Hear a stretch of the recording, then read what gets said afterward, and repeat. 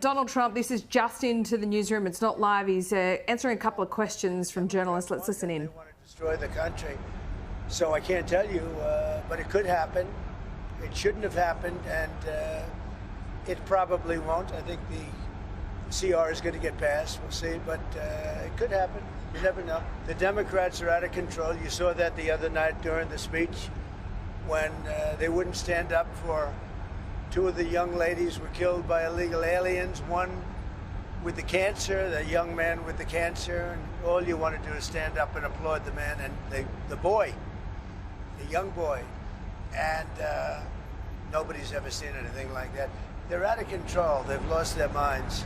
Mr. President, are you alarmed by escalatory rhetoric from the Chinese response to your tariffs? And are you planning to meet with Xi Jinping about trade anytime soon? No, they took that rhetoric back, as you know. They were very tough, and I said, whoa, what's that all about? And that rhetoric was taken back. You know that, right? My question to you is... But if you know that, why would you ask that question? Are you planning to meet with Xi Jinping anytime soon? Yeah, at some point I will. I have a very good relationship with President Xi. Very good. And at some point I'll be meeting with him. Sir, do you think there's going to be a deal on TikTok soon? There could be. We're dealing with 4 different groups, and a lot of people want it, and it's up to me. So there could be. Who are you leaning towards? All 4 are good. Mr. President, you have said there's no feud between your cabinet members and Elon Musk. You even had dinner with him last night, Secretary Rubio. However, tensions are high between your cabinet and Mr. Musk. How are you going to simmer down tensions? Does Mr. Musk need to back off? Well, I don't think the tensions are high. Look, Elon's a very special person, and these cabinet people are special people. You know, these are very successful people, or they wouldn't have gotten, they've attained the highest heights of government. And I think they have a fantastic relationship to Elon. And DOGE has been incredible. Hundreds of billions of dollars of waste and fraud and abuse has been already found. And that doesn't mean they don't have a little bit of an argument here and there about something, or maybe personnel arguments. There's not too many contract arguments. Contracts have been found. This is much more than just personnel. And we found hundreds of billions of dollars of fraudulent contracts, or very wasteful. But I think fraud. I think it's fraud. There was just another plane crash. And I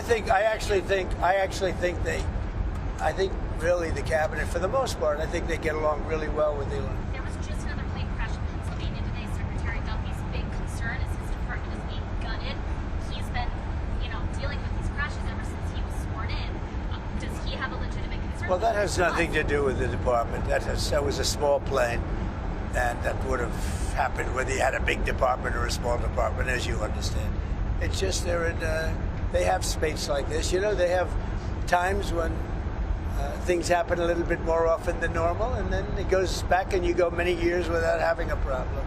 I'll tell you, I think the Southwest pilot did a fantastic job last week when he lifted that plane off the air, because if he put the brakes on, that wouldn't have been good.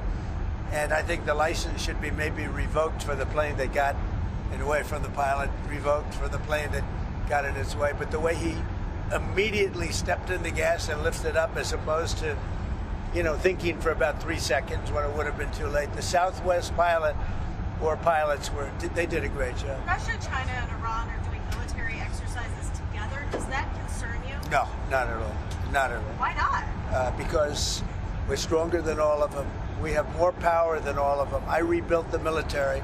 Unfortunately, Biden did nothing with it, but I rebuilt the military. But we don't want to even talk about that. I think if you look at what's happening, and if you see what we've done, and if you see where we've come, and let's see what happens with the whole Russia-Ukraine thing. I think you're going to have eventually, and maybe not in the distant future, you're going to have some pretty good results coming out of Saudi Arabia this week. Are you going to resume aid to Ukraine if they sign the minerals deal?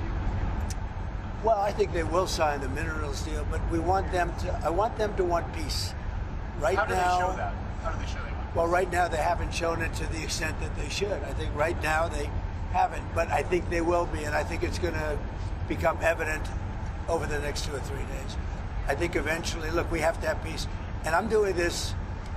Money is one thing. We're going to lose. We spent $350 billion on this, but the big thing, human life. Thousands of people this week, thousands of young soldiers died this week hundreds of people died in cities in Ukraine. And we got to get it stopped. It would have never happened if I was president, and it didn't happen. This was not going to happen. By the way, October 7th wouldn't have happened. Inflation wouldn't have happened. The Afghanistan, the way not that they left, but the way that they left, it looks so bad. Probably the most embarrassing day in the history of our country.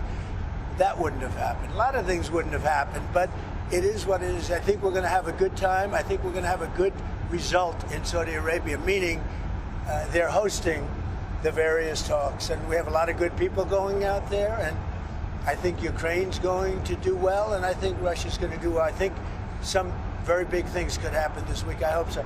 So 2,000 people, at least 2,000 young soldiers have died this week. And this is almost on a constant basis, a couple of thousand soldiers a week. It's a killing field, and we got to stop it. And if I can stop it, I'll be very happy. Would you consider lifting the intel pause on Ukraine? What does Ukraine have? Well, we just about have. I mean, we really just about have. And we want to do anything we can to get Ukraine to be serious about getting something done. I say they don't have the cards. Nobody really has the cards. Russia doesn't have the cards. They don't have. What you have to do is you have to make a deal.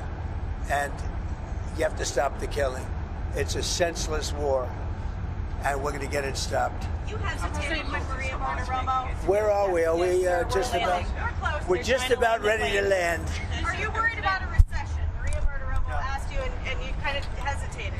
I'll tell you what. Of course you hesitate. Who knows? All I know is this: we're going to take in hundreds of billions of dollars in tariffs. And we're going to become so rich, you're not going to know where to spend all that money. I'm telling you, you just watch. We're going to have jobs. We're going to have open factories. It's going to be great. And the plane is landing. And We gotta go. Thank you for a lot of good Thanks, guys. questions, okay? Thank you very much, everybody. Thank you.